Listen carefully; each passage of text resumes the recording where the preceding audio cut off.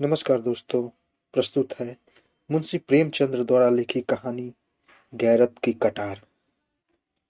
कितनी अफसोसनाक, कितनी दर्द भरी बात है कि वही औरत जो कभी हमारे पहलू में बसती थी, उसी के पहलू में चुभने के लिए हमारा तेज खंजर बेचैन हो रहा है।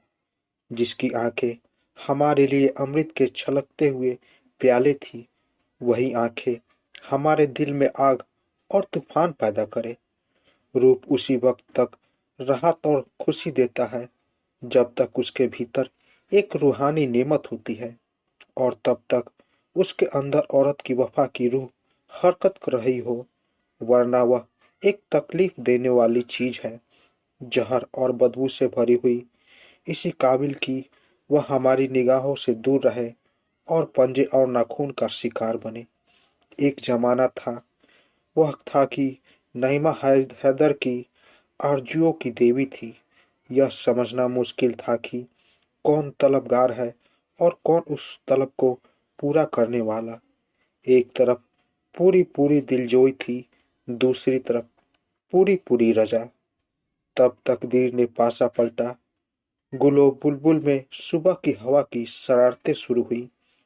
शाम का वक्त था, आसमान पर लाली छाई हुई थी। नईमा उमंग और ताजगी और शौक से उमड़ी हुई कोठे पर आई। शफक की तरह उसका चेहरा भी उस वक्त खिला हुआ था। एन उसी वक्त वहां सूबेदार नासिर अपने हवा की तरफ तेज घोड़े पर सवार उधर से निकला। ऊपर निगाह उठी तो हुस्न का करिश्मा नजर आया कि जैसे चांद फफक के हौज में नहाकर निकला हो। तेज निगाह जिगर के पार हुई, कलेजा थाम कर रह गया। अपने महल को लौटा, अधमरा टूटा हुआ। मुसाहबों ने हकीम की तलाश की और तब रास में पैदा हुई। फिर इसकी दूसार मंजिला तय हुई। वफाए हवा ने बहुत बेरुखी दिखाई, मगर मोहब्बत के सिकवे और इसकी फुक्र तोड़ने वाली धमकियां आखिर जीती। अकस्मात का खलाना लूट गया। उसके बाद वही हुआ जो हो सकता था। एक तरफ से बदगुमानी, दूसरी तरफ से मनावटी और मक्कारी। मनमुटाव की नौबत आई। फिर एक दूसरे के दिल को चोट पहुंचाना शुरू हुआ, यहाँ तक कि दिलों में मैल पड़ गई। एक दूसरे के खून के प्यासे हो गए। नईमा ने नासिर की मोहब्बत की गोद में पनाह ली, और आज एक महीने की बेचैनी इंतजारी के बाद हैदर अपने जज्बात के साथ नंगी तलवार पहलू में छिपाए अपने जिगर के भड़कते हुए शोलों को नाइमा के खून से बुझाने के लिए आया हुआ है। आधी रात का वक्त था और अंधेरी रात थी। जिस तरह आसमान के असमरा में हुस्न के सितारे जगमगा रहे थे, उसी तरह नासिर का हरम भी हुस्न के दीपों से रोशन था। नासिर एक हफ्ते से किसी मोर्चे पर गया हुआ है, इसलिए दरबान गाफिल है। उन्होंने हैदर को देखा, मगर उनके मुंह सोने चांदी से बंद थे। ख्वाजाहों की निगाह पड़ी, लेकिन वह पहले ही एहसान के बोझ से दब चुके थे। खवाओस और कनिजों ने भी मतलब भरी निगाहों से उसका स्वागत किया, और हैदर बदला लेने के नशे में गुनाहगार नईमा के सोने के कमरे में जा पहुंचा, जहां की हवा संदर और गुलाब से बसी हुई थी। कमरे में एक मोमी चिराग जल रहा था, और उसी की भेद भरी रोशनी में आराम और तकल्लुफ की सजावटें नजर आती थी, जो सतीत्व जैसी अनमोल चीज के बदले में खरीदी गई थी। वही वैभव और ऐश्वर्य की गोद में लेटी हुई नईमा सो रही थी। हैदर ने एक बार नैया को आंख भर देखा। वही मोहिनी सूरत थी, वही आकर्षक जनत्व, और वही इच्छाओं को जगाने जागती वही युवती जिसे एक बार देखकर भूलना असंभव था। हाँ, वही नाइमा थी। वही गोरी बाहें जो कभी उसके गले का हार बनती थी। वही कस्तूरी में बसे हुए बाल जो कभी कंधों पर लहराते थे। वही फूल जैसे गाल जो उसकी प्रेम भरी आंखों के सामने लाल हो जाते थे। इन्हीं गोरी गोरी कलाइयों में उसने अभी अभी खिली हुई कलियों के कंगन पहनाए थे, और जिन्हें वह वफा के कंगन समझा था। उसके गले में उसने फूलों के हार सजाए थे और उन्हें प्रेम का हार ख्याल किया था। लेकिन उसे क्या मालूम था कि फूलों के हार और कलियों के कंगन के साथ वफा के कंगन और प्रेम के हार भी मुरझा जाएंगे। हाँ, यह वही गुलाब के होठ हैं जो कभी उसकी मोहब्बत में फूल की तरह खिल जाते थे, जिनसे मोहब्बत की सुहानी महक उड़ती थी। और यह वही सीना है जिसमें कभी मोहब्बत और वफा का जलवा था, जो कभी उसके मोहब्बत का घर था। मगर जिस फूल में दिल की महक थी, उसमें दगा के कांटे हैं। हैदर ने तेज कटार पहलू से निकाली और दबे पांव नाइमा की तरफ आया, लेकिन उसके हाथ न उठ सके। जिसके साथ उम्र भर जिंदगी की सैर की, उसकी गर्दन पर छुरी चलाते हुए उसका हृदय द्रवित हो गया। उसकी आंखें भीग गई। दिल में हसरत भरी यादगारों का एक तूफान सा। तकदीर की क्या खूबी है, जिस प्रेम का आरंभ ऐसा खुशी से भरपूर हो, उसका अंत इतना पीड़ाजनक हो। उसके पैर थरथराने लगे, लेकिन स्वाभिमान ने ललकारा। दीवार पर लटकी हुई तस्वीरें उसकी इस कमजोरी पर मुस्कुराई, मगर कमजोर इरादा हमेशा सवाल और अलील की आड़ लिया करता है। हैदर के दिल में ख्याल पैदा हुआ, क्या इस मोहब्बत के बाब को उड़ाने का इल्जाम मेरे ऊपर नहीं है? जिस वक्त बदगुमानियों के अंकुए निकले, अगर मैंने तानों और धिक्कारों के बजाय मोहब्बत से काम लिया होता, तो आज यह दिन न आता। मेरे जुमलों में मोहब्बत और वफा की जड़ काटी। औरत कमजोर होती है, किसी सहारे के बगैर नहीं रह सकती। जिस औरत ने मोहब्बत के मजे उठाए हो और उल्फात की नजरबादरियां देखी हो, वह तानों और जिल्लतों की आँच क्या सह सकती है? लेकिन फिर गैरत ने उकसाया कि जैसे वह धुंधला चिराग भी उसकी कमजोरियों पर हंसने लगा। स्वाभिमान और तर्क में सवाल जवाब हो रहा था कि अचानक नाइमा ने करवट बदली और अंगड़ाई ली। हैदर ने फौरन तलवार उठाई। जान के खतरे में आगा पीछा कहाँ, दिल ने फैसला कर लिया। तलवार अपना काम करने वाली ही थी कि नाइमा ने आंखें खोल दी। मौत की कटार सिर पर नजर आई। वह घबरा कर उठ बैठी। हैदर को देखा। परिस्थिति समझ में आ गई। बोली, हैदर। हैदर ने अपनी झेप को गुस्से के पर्दे में छिपाकर कहा, हाँ, मैं हूँ हैदर। नईमा सिर झुकाकर हसरत भरे ढंग से बोली, तुम्हारे हाथों में यह चमकती हुई तलवार देखकर मेरा कलेजा थरथरा रहा है। तुम्ही ने मुझे नाजबदारियों का आदी बना दिया है। जरा देर के लिए इस कटार को मेरी आंखों से छिपा लो। मैं जानती हूँ कि तुम मेरे खून के प्यासे हो, लेकिन मुझे न मालूम था कि तुम इतने बेरहम और संगदिल हो। मैंने तुमसे दगा की है, तुम्हारी खातवार हूँ। लेकिन हैदर, यकीन मानो, अगर मुझे चंद आखिरी बातें कहने का मौका न मिलता, तो शायद मेरी रूह को दोखच में भी यही आरजू रहती। मौत की सजा से पहले अपने घर वालों से आखिरी मुलाकात की इजाजत होती है। क्या तुम मेरे लिए इतनी रियायत के भी रवादार न थे? माना कि अब तुम मेरे लिए कोई नहीं हो, मगर किसी वक्त थे। और तुम चाहे अपने दिल में समझते हो कि मैं सब कुछ भूल गई, लेकिन मैं मोहब्बत को इतनी जल्दी भूल जाने वाली नहीं हूँ। अपने दिल से फैसला करो। तुम मेरी बेवफाइयाँ चाहे भूला जाओ, लेकिन मेरी मोहब्बत की दिल तोड़ने वाली यादगारें नहीं मिटा सकते। मेरी आखिरी बातें सुन लो और इस नापाक जिंदगी का हिस्सा पाक करो। मैं साफ साफ कहती हूँ, इस आखिरी वक्त में क्यों डरूं? मेरी कुछ दुर्गत हुई है, इसके जिम्मेदार तुम हो।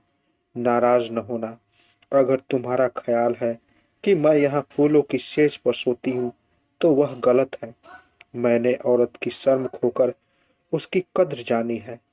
मैं हसीन हूँ, नाजुक हूँ। दुनिया की नेमतें मेरे लिए हाजिर है। नासिर मेरी इच्छा का गुलाम है। लेकिन मेरे दिल से यह ख्याल कभी दूर नहीं होता कि वह मेरे हुस्न और अदा का बंदा है। मेरी इज्जत उसके दिल में कभी भी हो नहीं सकती। क्या तुम जानते हो कि यहाँ ख्वाहिशों और दूसरी बीवियों के मतलब भरे इशारे मेरे खून और जिगर को नहीं लजाते? उफ! मैंने अकस्मत खोकर अस्मत की कद्र जानी है, लेकिन मैं कह सकती हूँ कि फिर कहती हूँ कि इसके तुम जिम्मेदार हो। हैदर ने पहलू बदल कर पूछा। क्यों? नईमा ने उसी अंदाज से जवाब दिया। तुमने बीवी बनाकर नहीं, मासूक बनाकर रखा। तुमने मुझे नाजुकदारियों का आदी बनाया, लेकिन फर्ज का सबक नहीं पढ़ाया। तुमने कभी न अपनी बातों से न कामों से मुझे यह ख्याल करने का मौका दिया कि इस मोहब्बत की बुनियाद फर्ज पर है। तुमने मुझे हमेशा हुस्न और मस्तियों के तिलिस्म में फंसाए रखा है और मुझे ख्वाहिशों का गुलाम बना दिया।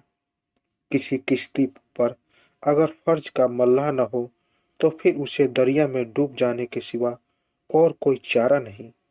लेकिन अब बातों से क्या हासिल?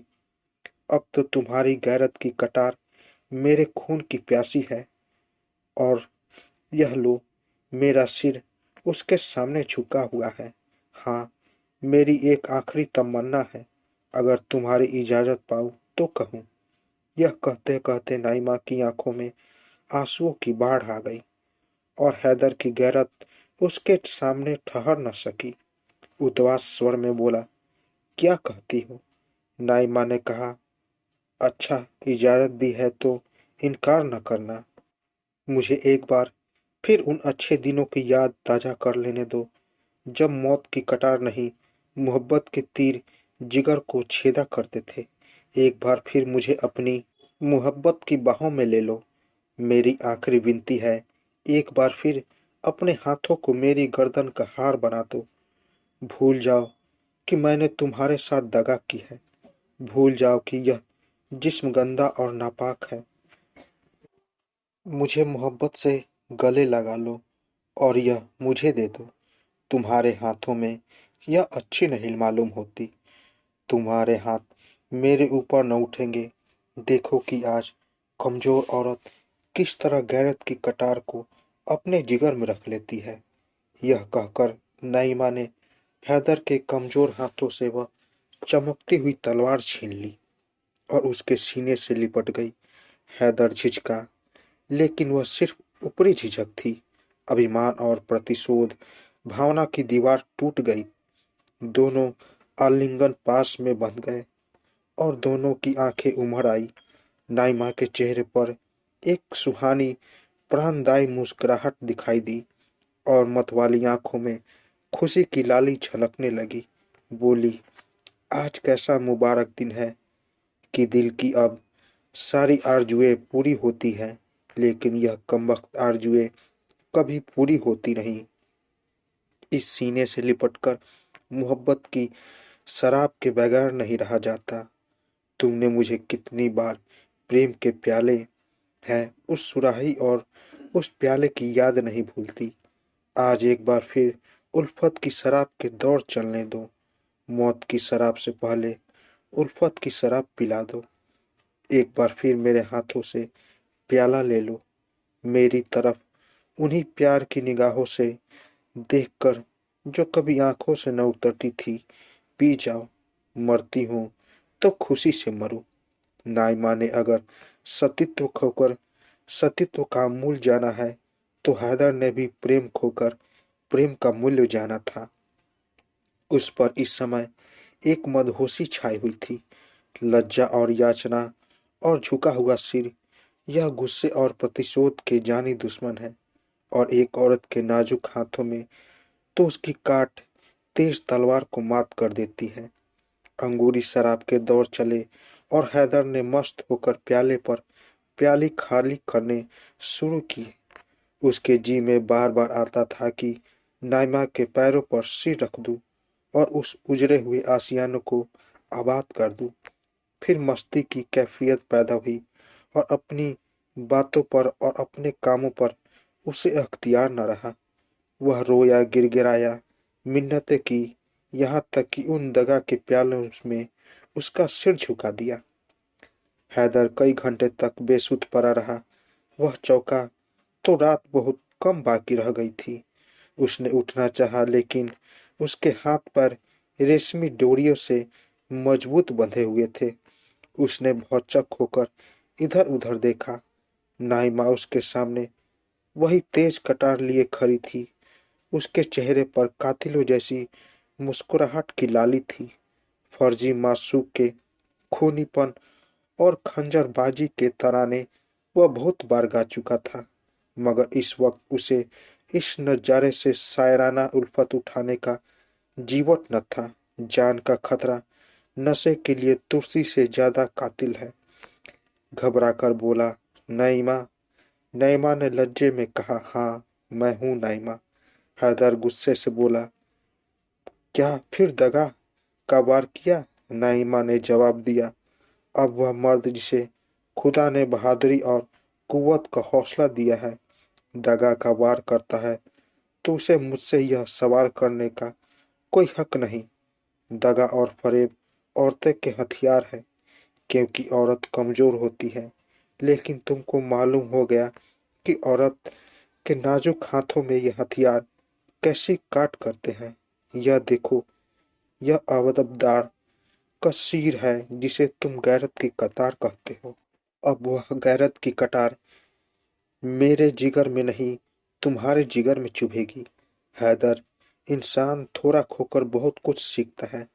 तुमने इज्जत और आबरू सब कुछ खोकर भी कुछ न सीखा। तुम मर्द थे, नासिर से तुम्हारी होड़ थी। तुम्हें उसके मुकाबले में अपनी तलवार के जौहर दिखाना था, लेकिन तुमने निराला ढंग अख्तियार किया और एक बेकस और पर दगा का वार करना चाहा। और अब तुम उसी औरत के सामने बिना हाथ पैर के पड़े हुए हो। तुम्हारी जान बिल्कुल मेरी मुट्ठी में है। मैं एक लम्हे में उसमें मसल सकती हूँ। अगर मैं ऐसा करूँ तो तुम्हें मेरा शुक्रगुजार होना चाहिए, क्योंकि एक मर्द के लिए गैरत की मौत बेगैरती की जिंदगी से अच्छी है। लेकिन मैं तुम्हारे ऊपर रहम करूंगी। मैं तुम्हारे साथ फयाजी का बर्ताव करूंगी, क्योंकि तुम गैरत की मौत पाने के हकदार नहीं हो। जो गैरत चंद मीठी बातों और एक प्याला शराब के हाथों बिक जाए, वह असली गैरत नहीं है। हैदर, तुम कितने बेवकूफ हो। क्या तुम इतना भी नहीं समझते कि जिस औरत ने अपनी असमत जैसी अनमोल चीज खोकर यह ऐश और तकल्लुफ पाया है, वह जिंदा रहकर इन नेमतों का सुख लूटना चाहती है। जब तुम सब कुछ खोकर जिंदगी से तंग नहीं हो, तो मैं कुछ पाकर क्यों मौत की ख्वाहिश करूं। अब रात बहुत कम रह गई है। यहाँ से जान लेकर भागो, वरना मेरी सिफारिश भी तुम्हें नासिर के गुस्से की आग से न बचा सकेगी। तुम्हारी यह गैरत की कटार मेरे कब्जे में रहेगी और तुम्हें याद दिलाती रहेगी कि तुमने इज्जत के साथ गैरत भी खो दी। तो दोस्तों, कैसी लगी कहानी? अगर आप लोगों को कहानी अच्छी लगी हो तो मेरे चैनल को जरूर सब्सक्राइब करें और साथ साथ बेल आइकन को भी जरूर दबाएं, ताकि मेरी कहानी सबसे पहले आप तक पहुंचे। तो दोस्तों, मिलते हैं एक नई कहानी के साथ एक नए वीडियो में। तब तक के लिए नमस्कार।